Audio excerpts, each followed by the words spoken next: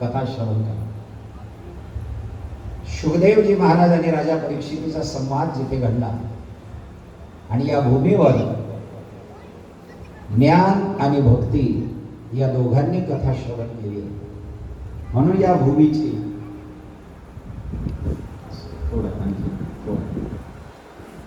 या भूमीची पवित्रता, त्यानंतर आपण आलो तो आपला भाग्योदय, जे आपण इथे करणार आहोत ती आपली भक्ती. भूमी, भाग्य आणि भक्ती, माझ्या भ अक्षराचे 3 शब्द लक्षात घ्या. भूमीने आपल्याला बोलवलंय, भाग्याने विकसित केलंय आणि भक्ती आपल्याला करायची. या तिघांना घेऊन आपण या कथेमध्ये प्रवेश करणार आहोत. कथा सकाळी करायची आहे 8 ते 11. त्यावेळेला आपण फ्रेश असू, स्नान झालेलं असेल. 11 वाजेपर्यंत एखाद्या वेळेला माझा मूड लागला, थोडी कथा वाढली, 11:30 होती. 8ला कथा प्रारंभ करणं हे तुमच्या हातात आहे.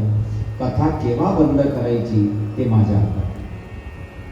माझी एकच इच्छा असते की 2 शब्द जास्त तुमच्या कानावर पडावे आणि त्याच्याही पेक्षा मोठी इच्छा असते की मला त्याला जास्तीत जास्त गाता यावं.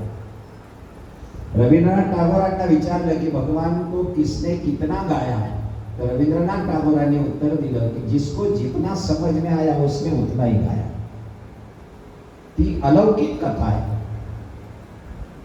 आणि म्हणून आधी भाव निर्माण करतोय. सगळ्यांनी ते मनात भाव निर्माण करा.